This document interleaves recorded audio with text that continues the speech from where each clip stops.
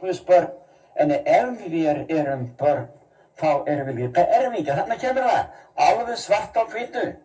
Og það erfingjar Guðs, en samarfar Krists.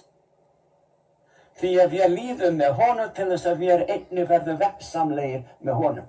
Þess vegna býður hann okkur að setjast í hásæti sitt á himnum fyrir alheim að sjá hvað hann gerir hátt og mikið og veggsamlegt fyrir þá sem þáðu hjálpræði hans. Ég get ekki beðið, vinir, ég hlakka til að fá að upplifa þessa veggsömmin eða dýrið.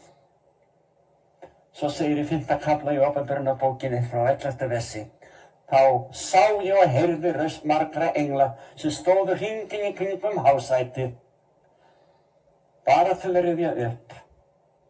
Og verurnar og öldungana og tala þeirra var 10.000 eða þúsunda og þúsunda. Þeir sögðu með hárri röddu, maklegt lambi hins slátraða, að fá máttinn og ríkdóminn, visku og kraft, heiður og dýrð og lofgjörð. Hann endurheimtir allt sem hann lagði niður til að fara hingað til jarðar og fæða sem lítið umkomulaust barn